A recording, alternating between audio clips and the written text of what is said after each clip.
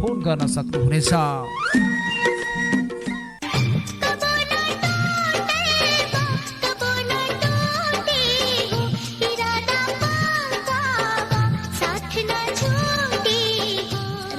सुन रहल बाड़िया रेडियो संदेश 89.8 मेगाहर्ट्ज सुनते रहल जा।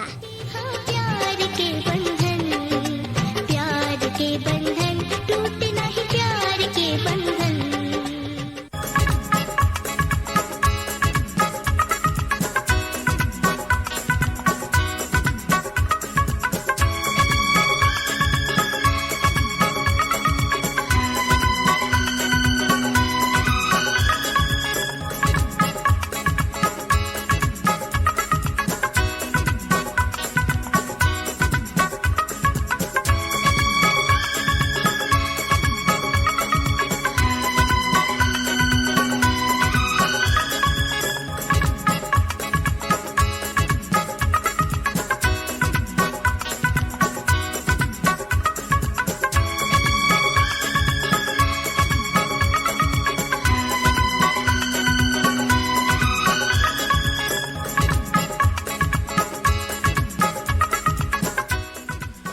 नमस्कार संगरिया नमस्कार। कार्यक्रम मितवा के इंतजार में बैठल आप सब श्रोता मित्र लोगन के इंतजार के घड़ी ही जो खत्म करत अनियर में आ चुकल बाड़ी हम आपके दिल के दोस्त आदित्य खवास।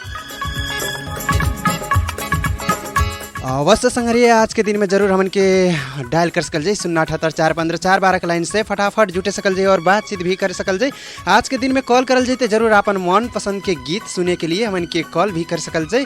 जरूर अपन रोजाई में गीत सुने के चाहत वाली हमन के डायल कर सकल जाए। ऐसे ही रेडियो संदेश 89.8 मेगाहर्ट्ज के प्रस्तुति कार्यक्रम फेसबुक से भी सुने सकल जाए। फिर www.sandeshfm.com मार्फत भी हमन के सुने सकल जाए और हमरो पात्र मार्फत भी कार्यक्रम सुन के साथ देत बाड़िन जा। और फेसबुक से भी हमन के प्रत्यक्ष लाइव जा रहा बाटे वहाँ से भी सुने सकल जाए। इसी क्रम में कोनो संगरिया हमन के लाइन में बाना वहाँ से बातचीत करे के पड़ी। हेलो नमस्ते।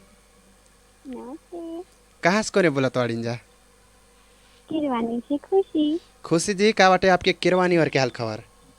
एकदम ठीक बानी, अपन कहल जा। हमरन के एकदम ठीके बाटे। और खुशी जी बहुत ढेर दिन के बाद कहाँ हेरा गेल हलिन जा? ए घरी काम में बिजी रहली। काम में बिजी रहलिन जा नहीं? ठीक है बाटे, काम में व्यस्त रहलिन जा लेकिन कार्यक्रम सुनत रहलिन जा नहीं? और खुशी जी आपके ये दोपहरी हम नहारी पानी हो गल कि नहीं? नहीं भेल बा। अनि आपके? अब हमन के तो अब कार्यक्रम हो रही तो जरूर हमन खेबे करल जाए। फिलहाल हमन के आज के दिन में कति करल जाला आपके मालूम बाटे नहीं? कौन फिल्म के कौन गीत बजा देल जा आपके लिए? फिल्म से याद नहीं बाटे, बाकी गीत पर मालूम बाटे। बता सकल जाई? तुझे चाहा रब से भी ज्यादा, ये गीत बता देल जाई। ओके, वो गीत मार्फत अपन संगरिया लोगन के समझे सकल जाई। जैसे पहले आपके जितना जना कार्यक्रम से सबके अनि उमन के अनि हमारे घर पर अनि विशेष के आपके विशेष के हमके समझलिन जा। आगामी दिन में भी आवल जाए और कार्यक्रम सुनते रहल जाए। ये गीत छोड़त आपके विदा करे पड़ी। नमस्ते। नमस्ते।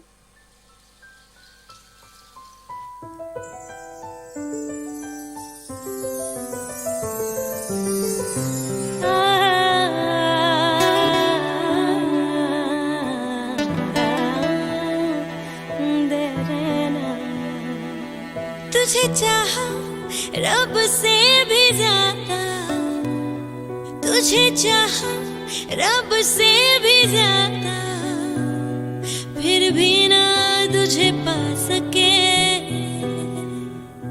रहे तेरे दिल में मगर तेरी धड़कन तक ना जा सके। जुड़ के भी टूटी रहे इश्क़े दी डोर में, किसको सुनाए जाके टूटे दिल का शोर में। माही वे मोहब्बतां सच्चियां ने मंगदा नसीबा कुछ हो रे। ओ माही वे मोहब्बतां सच्चियां ने मंगदा नसीबा कुछ हो रे। किस्मत दे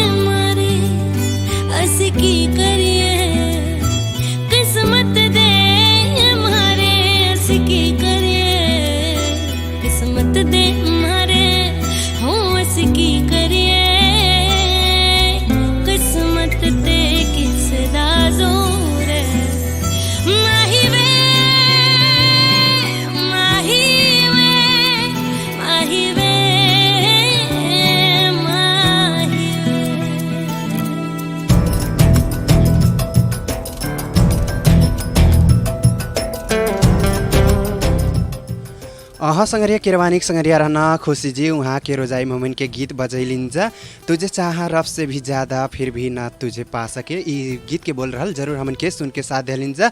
आप भी डायल कर सकल जाई 078451412 के लाइन से फटाफट डायल करल जा और हमन से बातचीत करे के लिए अनियर हो सकल जाई। इसी क्रम में कौन संगरिया लाइन में बाना वहाँ से बातचीत करे पड़ी। हेलो नमस्ते।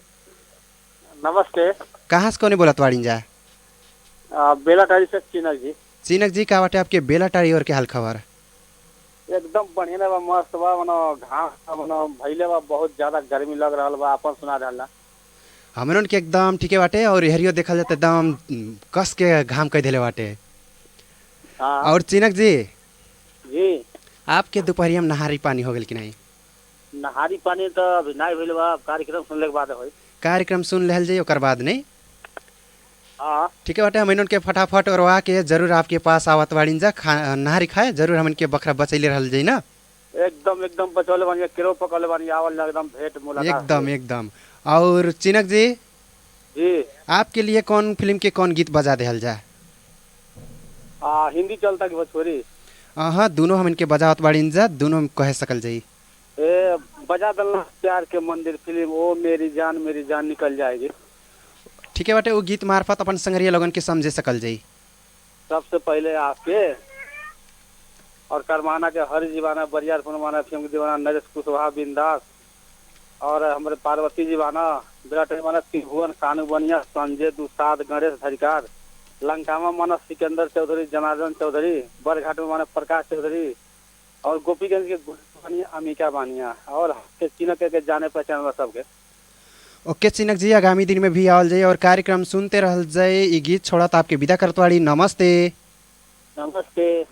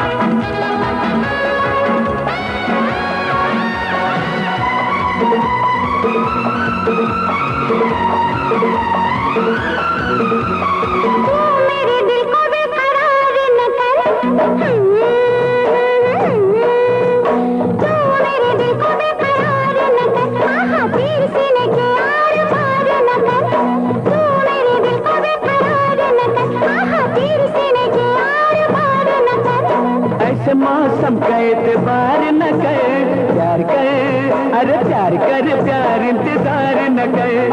आ गई है जवानी तो कल जाएगी। मेरी जान निकल जाएगी। ओहो मेरी जान निकल जाएगी। हाँ संगरिये ओ मेरी जान निकल जाएगी। चिनक जी के रोजाई में हमन के गीत बजेलिन जा। आप भी डायल कर सकल जाए 078451412 के लाइन से हमन के फटाफट जुटे सकल जाए। इसी क्रम में कहल जा हमन के www.facebook.com/radio sandesh 89.8 मेगाहर्ट्ज के देखल जा हमन के फेसबुक से भी हमन के प्रत्यक्ष लाइव जा रहा बाटे, वहाँ से भी हमन के कॉल कर सुन के कॉल कर सकल जाई और हाम्रो पात्र मार्फत भी हमन के संसार भर सुन के साथ देत बाड़ीन जा, पूरा आशा विश्वास बाटे। ऐसे क्रम में कोनो संग फिर से लाइन में बाना, वहाँ से बातचीत करे पड़ी। हेलो नमस्ते।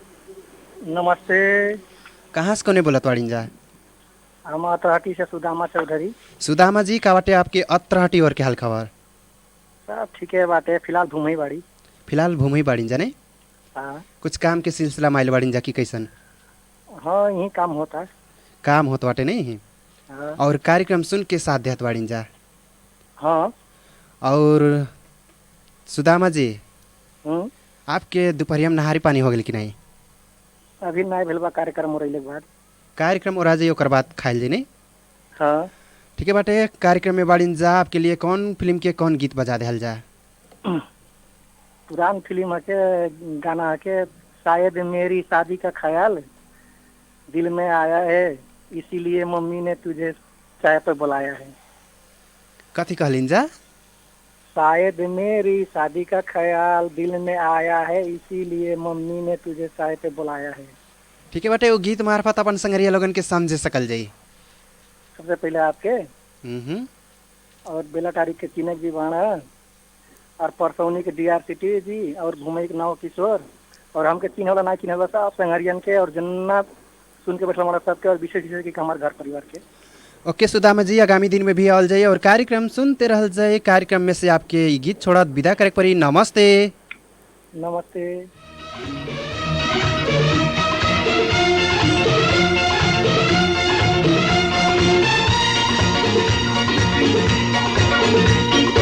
शायद मेरी शादी का ख्याल, शायद मेरी शादी का ख्याल दिल में आया है, इसीलिए मम्मी ने मेरी तुम्हें चाय पे बुलाया है। क्या कहा? फिर से दोहराओ। शायद मेरी शादी का ख्याल, शायद मेरी शादी का ख्याल दिल में आया है, इसीलिए मम्मी ने मेरी तुम्हें चाय पे बुलाया है। पंछी अकेला देख मुझे, पंछी अकेला देख मुझे, ये जाल बिछाया है, इसीलिए मम्मी ने तेरी मुझे चाय पे बुलाया है। क्यों है ना?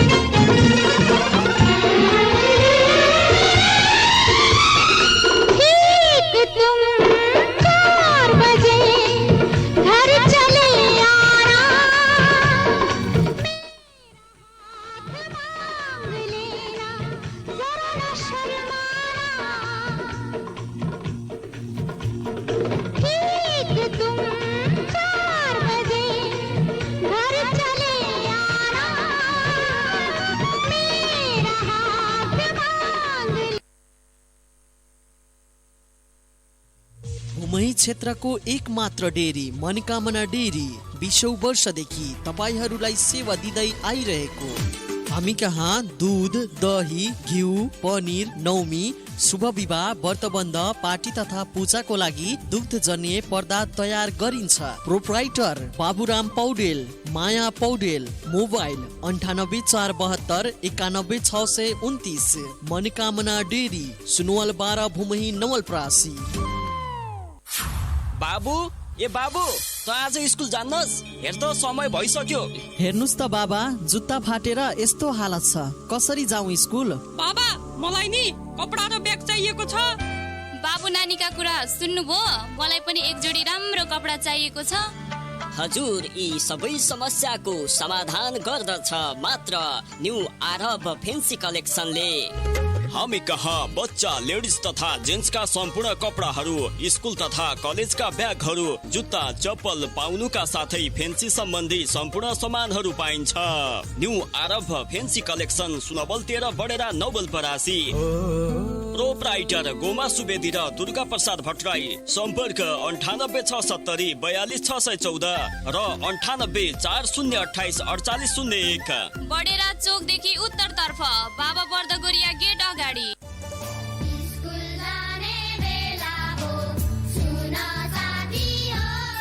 सुनवल नगरपालिका शिक्षा शाखाको सम्पूर्ण विद्यार्थी तथा अभिभावक ज्यूहरूलाई अनुरोध। विश्वव्यापी महामारी कोभिड-19 को कारण सम्पूर्ण विद्यालय र अन्य क्षेत्रमा बन्दाबन्दी भई लामो समयसम्म बाल बालिकाको पठन पाठन ठप्प रहेको अवस्थामा बाल बालिकाको सिकाइलाई निरन्तरता दिन सुनवल नगरपालिका र रेडियो सन्देश 89.8 मेगाहर्ज तथा रेडियो सुनवल 90.7 मेगाहर्ज को संयुक्त सहकार्यमा यही असार 4 गते बिहिबारबाट सुनवल पाठशाला कार्यक्रम निम्न तालिका बमोजिम एफएम कक्षा सञ्चालन भइरहेको हुनाले सम्पूर्ण अभिभावक ज्यूहरूलाई आफ्ना बाल बालिकाहरूलाई उक्त समयमा सहभागी गराइदिन हुन हार्दिक अनुरोध गर्दछौँ। रेडियो सुनवलमा पढाइ हुने समय कक्षा 3 को बिहान 9:30 देखि 10 बजेसम्म, कक्षा 4 को बिहान 10:05 देखि 10:40 सम्म, कक्षा 5 को बिहान 11:05 देखि 11:45 सम्म, कक्षा 6 को मध्याह्न 12:10 देखि 12:55 सम्म र कक्षा 1 को दिउँसो 1:10 देखि 1:40 सम्म। त्यस्तै रेडियो सन्देशमा कक्षा सञ्चालन हुने समय कक्षा 2 को बिहान 9:15 देखि 9:30 सम्म, कक्षा 10 को दिउँसो 2:10 देखि 2:55 सम्म, कक्षा 9 को दिउँसो 3:10 देखि 4 बजेसम्म, कक्षा 8 को दिउँसो 4:10 देखि 5 बजेसम्म र कक्षा 7 को साँझ 5:10 देखि 6 बजेसम्म। अनुरोधक सुनवल नगरपालिका शिक्षा शाखा। सर्वसाधारणका लागि जनचेतनामूलक सन्देश। हाल विश्वभरि नै आक्रान्त बनाइरहेको कोरोना भाइरस तथा कोभिड-19 को असर नेपालमा पनि बढ्दो क्रम रहेकोले सम्पूर्ण आम नगरवासीहरूमा कोरोना भाइरसबाट बच्नका निम्ति भिडभाड नगरौँ, सन्तुलित खाना खाऊ, मास्कको प्रयोग नियमित रूपमा गरौँ, साबुन पानीले नियमित रूपमा हात धुने बानी बसालौँ, हाच्छिउँ गर्दा कुइनोले नाक मुख छोप्ने बानी बसालौँ, फ्लू जस्ता लक्षण देखिएमा तुरुन्तै नजिकको स्वास्थ्य चौकीमा सम्पर्क राख्नु हुन अनुरोध गर्दछौँ। साथै यो रोगले महिला बालबालिका तथा वृद्ध वृद्धाहरूमा बढी असर पार्ने हुँदा वैदेशिक रोजगार वा भारतबाट घरमा आउने क्रममा सिधै घर परिवारसित घुलमिल नगरी नगरपालिकाले स्थापना गरेको क्वारेन्टाइनहरूमा नियम अनुसार बसी सहयोग गरिदिनु हुन हार्दिक अपिल गर्दछौँ। सबै सचेत बनौँ, आफू बाँचौँ, अरूलाई पनि बचाउँ। रम्भा कुँवर नगर उपप्रमुख एवं न्यायिक समिति संयोजक रामग्राम नगरपालिका, नगरपालिकाको कार्यालय एवं न्यायिक समिति परिवार परासी नवलपरासी। सूचना सूचना सूचना। विगत 40 वर्षदेखि भूमहीमा अवस्थित हाट बजारमा जडीबुटीद्वारा विभिन्न रोगहरूको उपचार गर्दै सेवा प्रदान गरिरहेको सर्वशक्तिमान जडीबुटी पसल विश्वभरि भयावह बनेको कोभिड-19 का कारण हाट बजार बन्द भएको हुँदा ग्राहकहरूको आवश्यकतालाई मध्यनजर गर्दै हाम्रै यस सुनवल 12 भूमही चोकमा रेडियो सन्देशको 70 मिटर पूर्वमा जडीबुटी औषधि पसल खोलिएको कुरा यहाँहरू माझ जानकारी गराउँदछौँ। हामी कहाँ निम्न रोगहरूको सफल उपचार गरिन्छ। पाइल्स, पत्थरी, युरिक एसिड, हड्डी भाँचिएको, क्रेक भएको, हड्डी खिएको, नसा च्यापिएको, मुटु हल्लिने, डराउने, झस्कने, निन्द्रा नलाग्ने, गानो गोला, ग्यास्ट्रिक, बेगार, छार, जन्डिस, खोकी, निमोनिया, दम, महिनावारी खराबी, धातु, सेतो पानी बग्ने, आङ खस्ने, निसन्तान बाँझोपन, वीर्यमा शुक्राणुको कमी, यौन दुर्बलता, विनाश, प्रसुति खराब, मोर्च, गर्भ नरहेमा र थाइराइडको पनि सफल उपचार गरिन्छ। प्रोप्राइटर इन्द्र रामजाली, सुनवल 12 भूमही नवलपरासी, सम्पर्क 98 695 85 542 र 98 164 12 144। सुन्नु सही, सामाजिक दूरी कायम गरौँ, आफू सुरक्षित बनाऊ र अरूलाई पनि सुरक्षित बनाऊ।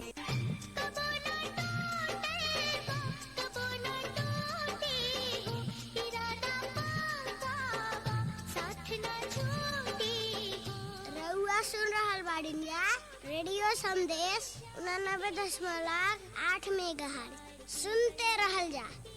प्यार के बंधन टूटे नहीं, प्यार के बंधन।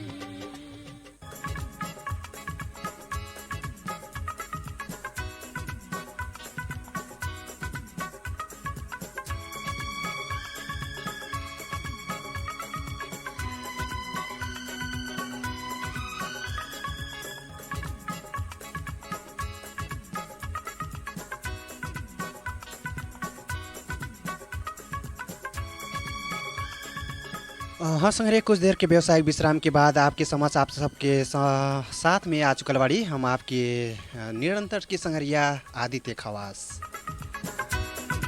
जरूर हमन के डायल कर सकल जाई 078 415 412 के लाइन से फटाफट जुटल जाई और अपन मनपसंद के गीत सुने के चाहत बाड़ी जरूर हमन के स्टूडियो नंबर डायल कर सकल जाई। रेडियो संदेश 89.8 मेगाहर्ट्ज के प्रस्तुति कार्यक्रम मितवा हर एक दिन फरक बसाई के साथ में रहल जला। आज के दिन में जरूर हमन के आप सबके मनपसंद के गीत संगीत सुनाए के लिए आ चुकल बाड़ी जा। आप भी हमन के डायल कर सकल जाई। इसी क्रम में फेसबुक में हमन के कोनो संग्रिया बाना हमन के कमेंट कैले बाना, वहाँ के हम कमेंट ही जोड़ल चाहत बाड़ी, ओकर बाद आपके कॉल जरूर हमन के जोड़बे करल जाई। ऐसे सचिन चौधरी जीवाना स्टिकर कह के हमन के पोस्ट कैले बाना, कमेंट कैले बाना, वहाँ के कमेंट हमन के देख लीन जा, लेकिन लिखले तो कुछ नहीं बाना। ऐसे आप भी हमन के कमेंट कर सकल जाई और कमेंट करल जाई तो जरूर आप सबके कमेंट हमन पढ़ल जाई। इसी क्रम में कौन संग्रिया लाइन में बने, वहाँ से बातचीत करे पड़ी। हेलो नमस्ते। नमस्कार। कहाँ से कोने बोलत बाड़ी जा? माकार से अंजलि। अंजलि जी, का बाटे आपके माकार और के हाल खबर? एकदम ठीक बा। और आपके? हमरन के एकदम ठीके बाटे। और अंजलि जी, हाँ, लगत आपके भुलौना बीमारी लग गल बाटे की का? हमन के माया ममता छोड़ देले बानी जा कइले एकदम देखतिन जा ढेर दिन के बाद। हमें सुन के साथ देहली पर आप ही भुला जात बाड़ी जा। हमने भुला जात बाड़ी जा नहीं, कहां कहां हेरा जातिन जा नहीं। हाँ ठीक है बाटे। आगामी हमन के अब निरंतर के प्रयास बाटे, अब कबो न रुके कह के। और अंजलि जी, कार्यक्रम में बाड़ी जा, फिलहाल आपके लिए कौन फिल्म के कौन गीत बजा देल जा? फिल्म के नाम से पता नहीं है, बस गीत बाटे ओकर बोल हिंदी है के जिंदगी में कोई आए न रब आए तो फिर जाए। कथी कहलिन जा? जिंदगी में कोई आए न रब आए तो फिर जाए न रब, हिंदी है के। ठीक है बाटे, वो गीत मार्फत अपन संगरिया लोगन के समझे सकल जाई। सबसे पहले आपके और जितना जन ये कार्यक्रम सुन के बैठल होना सबके ओके। आगामी दिन में भी आवल जाए और कार्यक्रम सुनते रहल जाए। ये गीत छोड़त आपके विदा करत बाड़ी। नमस्ते। नमस्ते।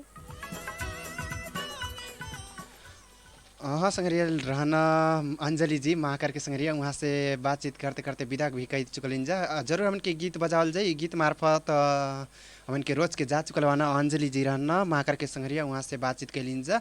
आप भी डायल कर सकल जाए 078 415 412 के लाइन से फटाफट जुटे सकल जाए और डायल भी करल जाए तो जरूर आप सबके मन पसंद के गीत बजेबे करल जाए। फिलहाल सुनल जा अंजलि जी के रोजाई में ये गीत के बाद जरूर हम आप सबके कॉल ले आईते बाड़ी।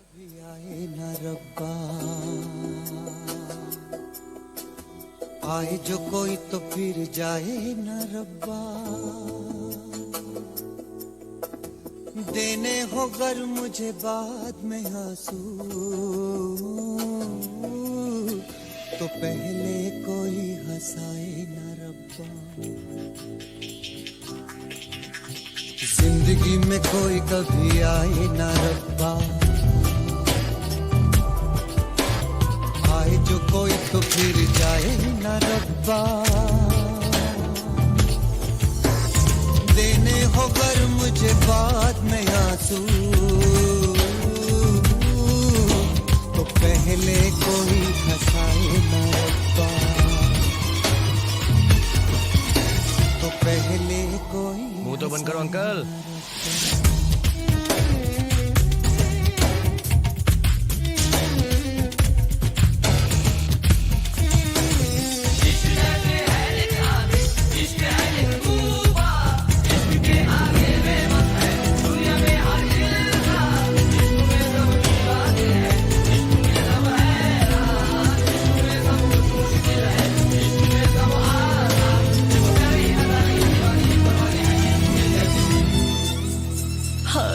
तुमसे मिलके दिल का है जो हाल क्या कहे, हो गया है कैसा ये कमाल क्या कहे। आशिकी जो की तो हम अश्कों में बह गए,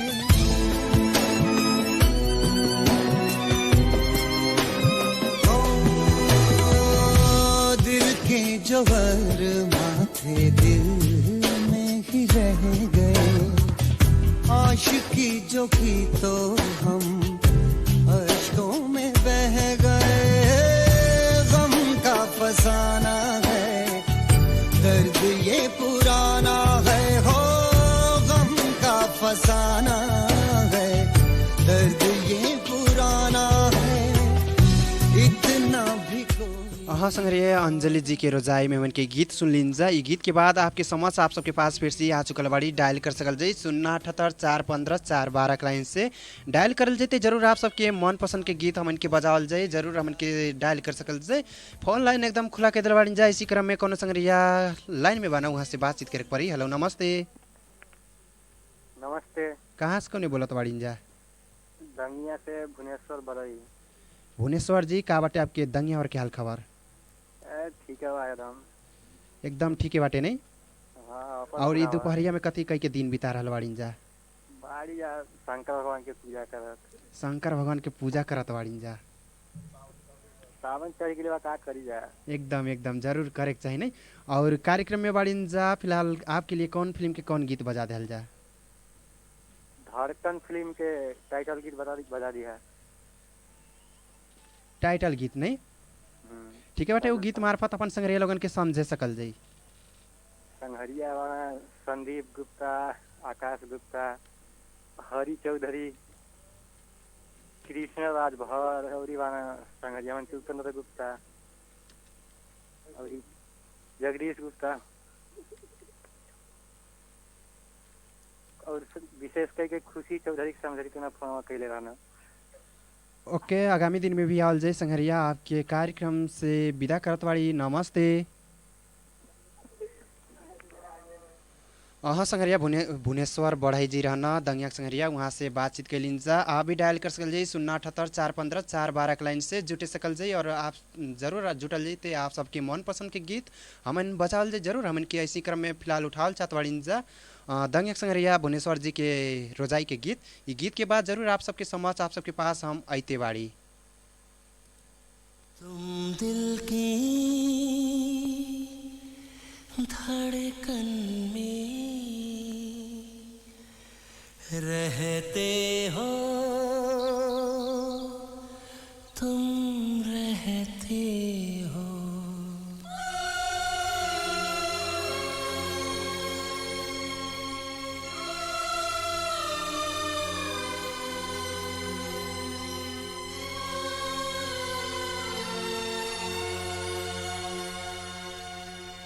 तुम दिल की धड़कन में रहते हो, रहते हो।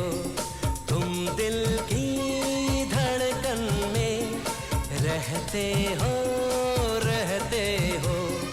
मेरी इन सांसों से कहते हो, कहते हो।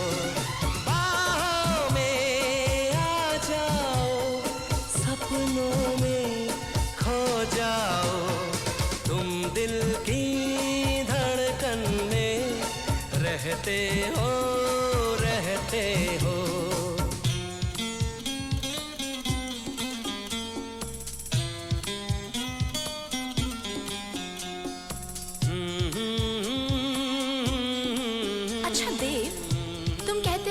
मुझसे बहुत मोहब्बत करते हो, है ना? तो कितनी मोहब्बत करते हो तुम मुझसे? बोलो। दीवानों सा हाल हुआ हमको उनसे प्यार हुआ, दीवानों सा हाल हुआ हमको तो उनसे प्यार हुआ। धीरे से वो पास आए, चुपके से इजहार हुआ। अब न किसी से डरना है, संग जीना मरना है। अब न किसी से डरना है, संग जीना मरना है।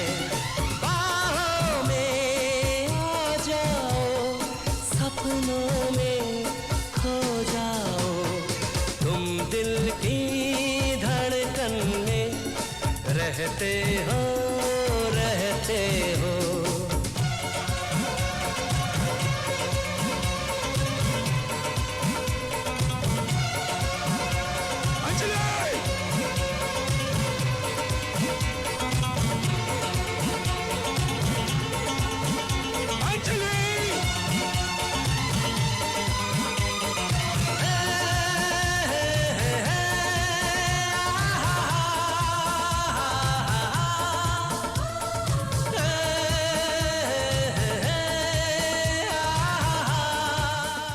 हाँ संगरिया तुम दिल की धड़कन में रहते हो, धड़कन फिल्म से लिहल गली गीत रहल।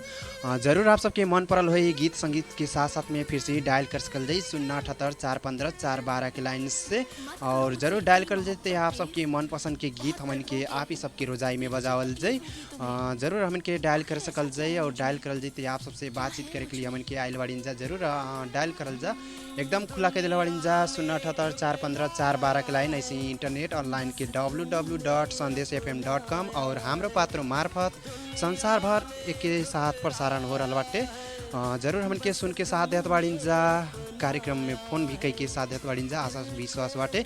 ऐसे फेसबुक से भी हमन के सुन के साथ देत बाड़ीन जा, वहाँ से भी हमन के कॉल कर सकल जाई। ऐसी क्रम में कौन संगरिया लाइन में बाना, वहाँ से बातचीत करे पड़ी। हेलो नमस्ते। नमस्ते। कहाँ से कोने बोलत बाड़ीन जा? जरगावा से माया। कहाँ से कहलीन जा? जरगावा से। जरगावा से माया जी। हाँ जी, हाँ। का बाटे आपके जरगावा और के हाल खबर? ठीक है बा, घाम लागल बा। घाम लागत बाटे नहीं? हाँ। और जरगावा के संगरिया मन के आज पहली बार आपसे बातचीत हो रहा बाटे नहीं? नहीं भइल बा पहले। पहले भइल बाटे। हाँ। ठीक है बाटे, पहले भइल बाटे। और कार्यक्रम सुनत रहलिन जा नहीं? हाँ सुनत नहीं पड़ती। आपके लिए कौन फिल्म के कौन गीत बजा देल जा? गीत पे पुरान फिल्म हो, कुर्बान फिल्म के गीत बजा दें। कुर्बान फिल्म के कौन गीत बजा देल जा मन के आपके लिए? जब जब नदिया किनारे। ठीक है बाटे, वो गीत मार्फत अपन संगरिया लोगन के समझे सकल जाई। सबसे पहले आपके हमारे घर परिवार के अरे देव संदेश सुन के बैठल बना जन के। ओके माया जी, आगामी दिन में भी आवल जाए और कार्यक्रम सुनते रहल जाए। आपके विदा करे पड़ी। नमस्ते। नमस्ते। अहाँ संगरिया माया जी रहना जरगावा संगरिया, वहाँ से बातचीत के लिन जा। आप भी डायल कर सकल जाई 078-415-412 के लाइन से। जरूर हमन के डायल करल जाई तो आपसे बातचीत होए। और जरूर हमन के आज के दिन में कॉल करे के चाहत बाड़ीन जा, अपन मन पसंद के गीत सुने के चाहत बाड़ीन जा, हमन के डायल कर सकल जाई। और डायल करल जाई तो जरूर आप सबसे बातचीत होए। ये क्रम में कहल जा हमन के जरूर आप सबसे बातचीत करे के लिए एकदम खुला के दिल बाड़ीन जा। जरूर आप कॉल करल जाते हमन से बातचीत होई। ऐसी क्रम में हम फिलहाल उठावल चाहत बाड़ी जरगावा संगरिया माया जी की आवाज़ रोजाई में एक सुमधुर सांगीतिक गीत। ये गीत के बाद आपके समाज हम आते बाड़ी आप सबके कॉल ले के लिए।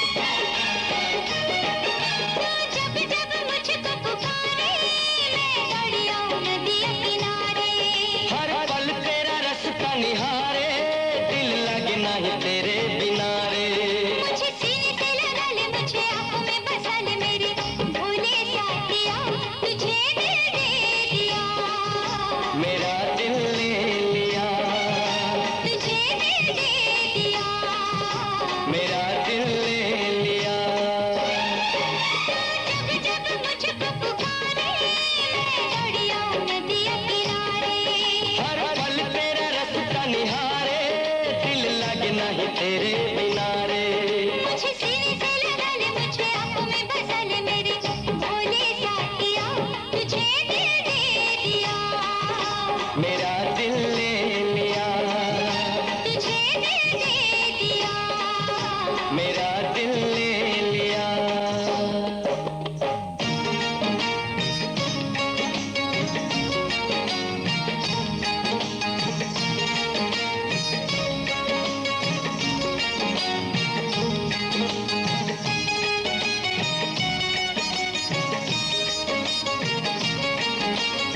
हाँ संग्रिया तो जब जब धरती पुकारे कह के ये गीत रहल, ऐसे ऐसे किस्म के गीत रहल, ऐसे किस्म के गीत सुने के चाहत बाड़ी जा तो जरूर हमन के डायल कर सकल जाई 078415412 के लाइन से फटाफट डायल करल जा। जरूर हमन से आप सबसे बातचीत करल जाई और आप ही सबके मनपसंद के रोजाई के गीत जरूर बजावल जाई। इसी क्रम में गीत संगीत सुने के लिए कौन संग्रिया हमन के लाइन में बाना वहाँ से बातचीत करे पड़ी। हेलो नमस्ते,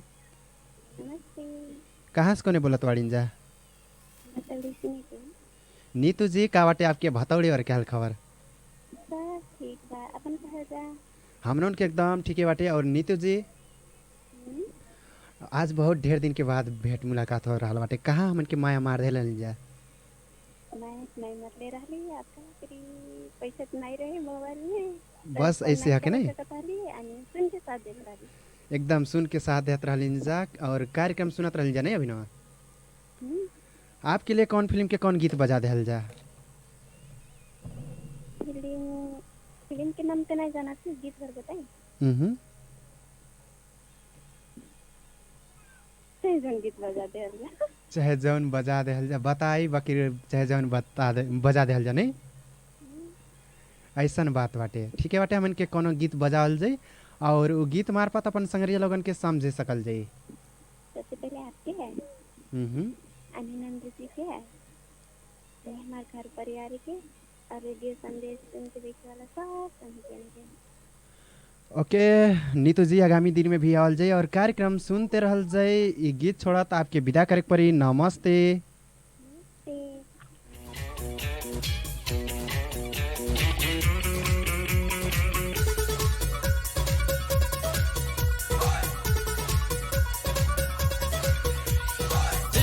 तेरे अनाउंस कर दिया, ओ तेरे लिए दिल कुड़ियों का बाउंस कर दिया।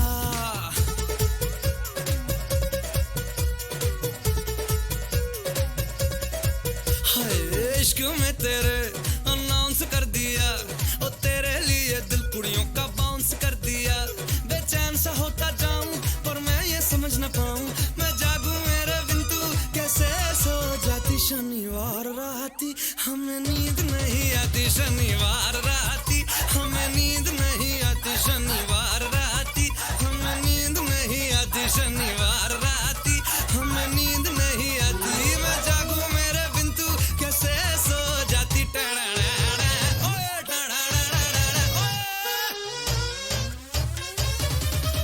शनिवार राती हमें नींद नहीं आती, शनिवार राती हमें नींद नींद नींद 11 बजे से 12 बजे हैं सब सो गए, मेरे नैना तेरे बिन है खुले।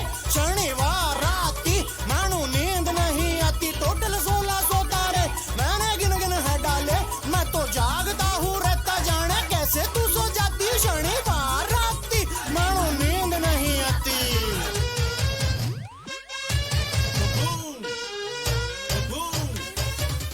हाँ संगरिये नीतू जी रहना हमन के रोजाई में जरूर गीत मन पड़ल हो, जरूर हमन के गीत बजे जा। मैं तेरा हीरो फिल्म से लेहल गली गीत रहल शनिवार राति कह के सुमधुर संगीत गीत बजे जा। ये गीत के साथ साथ में हमन के कार्यक्रम के एकदम अंतर आ चुकल बाड़ी जा। वही हमन के आज के दिन में फोन जितने संग्रिया लोगन डायल करत बाना डायल न करल जाए, खास कि अब बिहान के दिन में जरूर डायल करल जाए। आप सबके हमन के बिहान के दिन में 1 से लगाए 7 तक ले क्लिप्स लेके आवल जाए। क्लिप्स मार्फत अपन संग्रिया लोगन के समझ सकल जाए, गीत सुने सकल जाए। और जरूर आज के दिन में जितना जना संग्रिया लोगन फोन डायल कैन सब संग्रियन के विशेष विशेष धन्यवाद बाटे।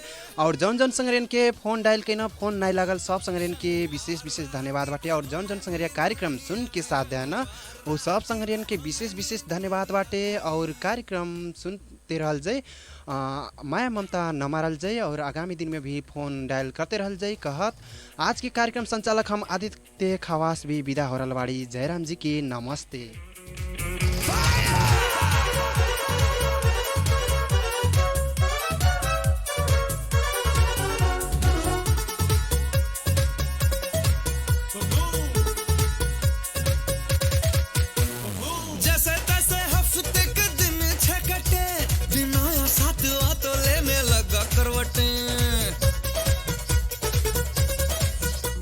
शाम 7:30 बजे ख्वाहिश जगे, 8:30 होते होते दिल न लगे। टाइम वेस्ट न कर, सीधे आजा तू इधर। बड़ा किया इंतजार, अब होता न सबर। अब थोड़ी सी भी तेरी हर मेरी जान जलाती जलाती जलाती जलाती।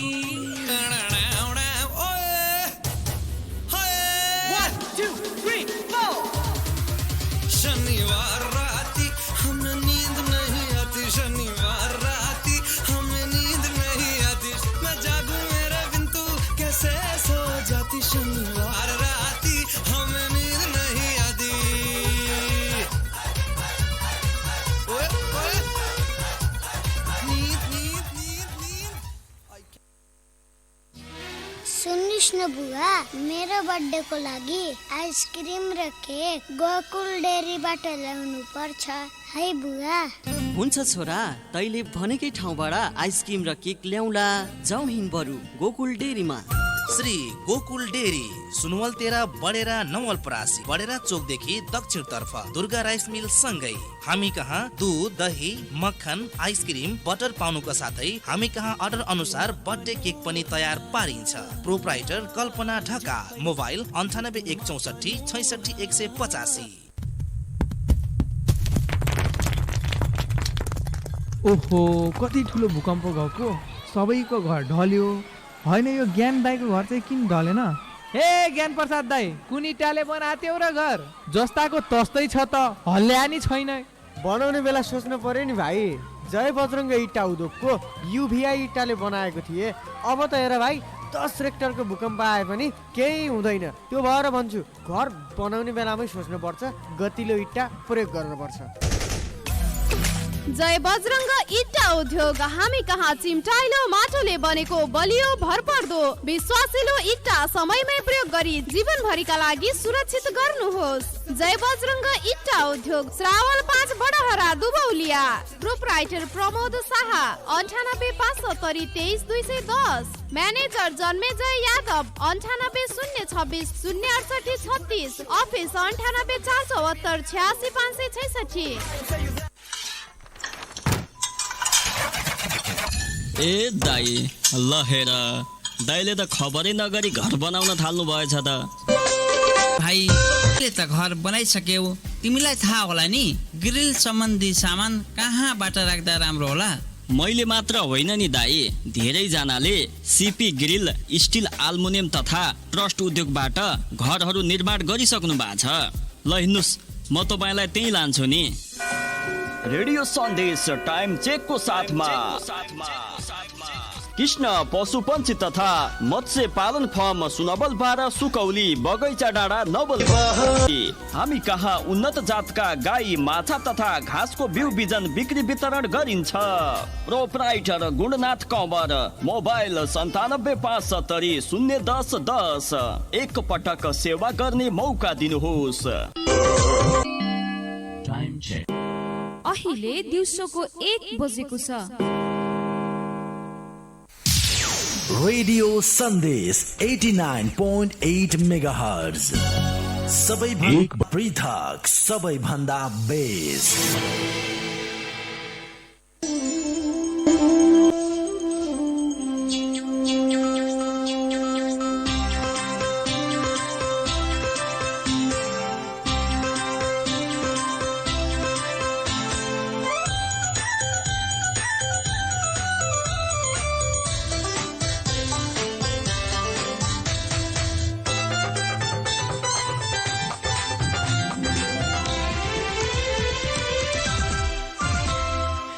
नेपाली रेडियो नेटवर्कको रेडियो एनआरएन 99.1 रेडियो काठमाडौँ र ठाउँ-ठाउँका रेडियो स्टेशनहरू सहित रेडियो nrn.com मार्फत प्रसारण भइरहेको दिउँसो 1 बजेको नेपाली खबरमा डाकमान राईको नमस्कार।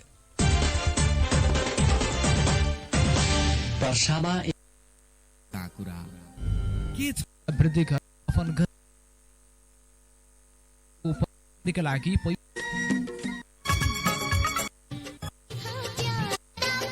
फोन गर्न सक्नुहुनेछ।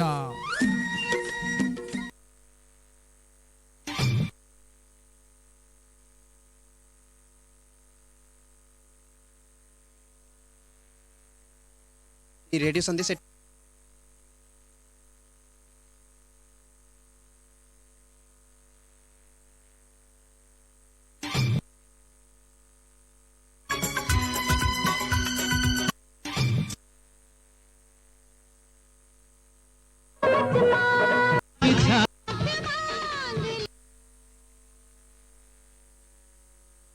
भूमई क्षेत्रको एक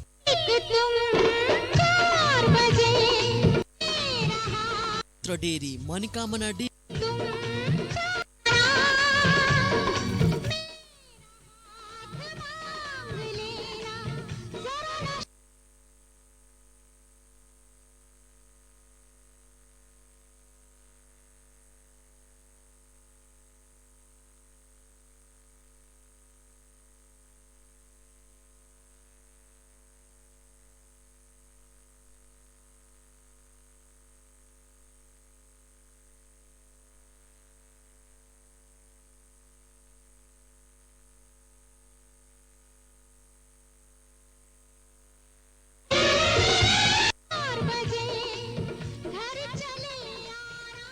भूमई क्षेत्रको एक मात्र डेरी। ज्ञान दाईको घर चाहिँ किन ढलेन? हे ज्ञान प्रसाद दाई, म तपाईलाई त्यही लान्छु नि। रेडियो सन्देश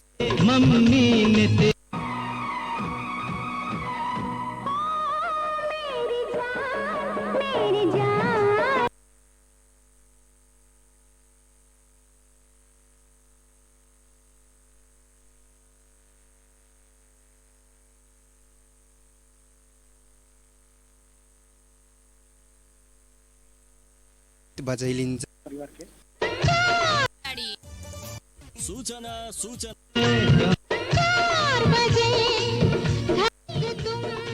क्षेत्रको एक 8 मेगाहर्ज।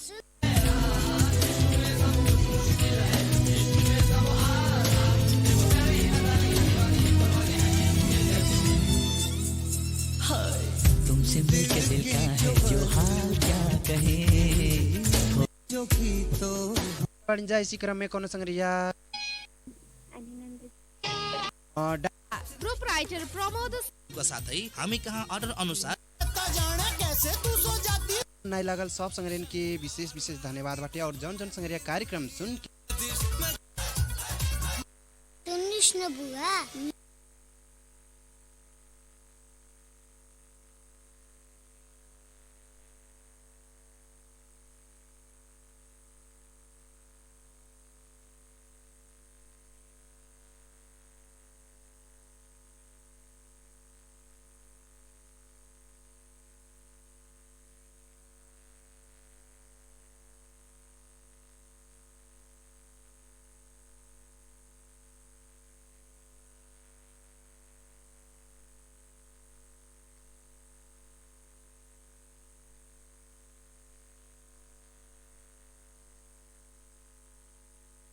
फेरि त्यो घरको बाटो हिँड्दा रोग सर्ने पनि होइन।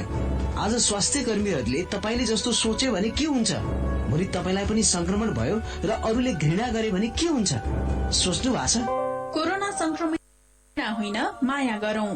कोरोनाबाट आफू पनि बचौं, अरूलाई पनि बचाऊ। सार्वजनिक हितका लागि Nepali radio network radio NRN 99.1 द्वारा जारी। भान्साघर चामल सुस्वास्थ्य, स्वाद र सन्तुष्टिको लागि जयश्री फुड्सको उत्कृष्ट उत्पादन भान्साघर चामल सधैँ प्रयोग गर्नुहोस्। स्वाद मात्र होइन, प्रेम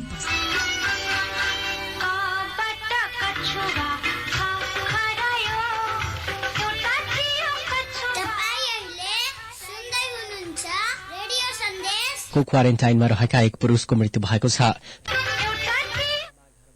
पुरुष स्थानीय तहले बनाएको सामुदायिक क्वारेन्टाइनमा बसेका थिए। उनी हिजो थियो, तर घरको व्यवस्था तत्काल गण्डकी स्वास्थ्य विज्ञान प्रतिष्ठान अन्तर्गतको पश्चिमाञ्चल क्षेत्रीय अस्पतालमा लगिएको थियो। चिकित्सकले गए राति उनलाई मृत घोषणा गरेको जिल्ला प्रहरी कार्यालय कास्कीका सूचना अधिकारी प्रहरी नायब उपरीक्षक सुभाष समालले जानकारी दिनुभयो। उनमा उच्च रक्तचापको समस्या रहेको बताइएको छ। र सुनसरीमा प्रहरी र तस्कर बीच झडप भएको छ। जिल्लाको हरिनगरको घुस्कीमा सशस्त्र प्रहरी र तस्कर समूहबीच झडप हुँदा एक प्रहरी सहित 2 जना घाइते भएका छन्। गए राति हरिनगर गाउँपालिकाको वडा नम्बर 7 घुस्कीमा भारतबाट आएका तस्कर समूहले सशस्त्र प्रहरीले बोकेको हतियार खोज्ने क्रममा प्रहरीले चलाएको गोली लागेर हरिनगरका 20 वर्षीय सहजद अट अन्सारी घाइते भएका छन्। यस्तै सशस्त्र प्रहरी जवान जीवराज विशुनखेको टाउकोमा चोट लागेको प्रहरीले जनाएको छ। घाइते 2 जनाको धरानस्थित घोपा अस्पतालमा उपचार भइरहेको छ। अवस्था अहिलेको लागि नेपाली खबर सकियो। दिउँसो 2 बजे नेपाली खबर लिएर आउनेछौ। नेपाली रेडियो नेटवर्कको रेडियो एनआरएन 99.1 र रेडियो nrn.com पढ्दै र सुन्दै गर्नुहोला। नमस्कार।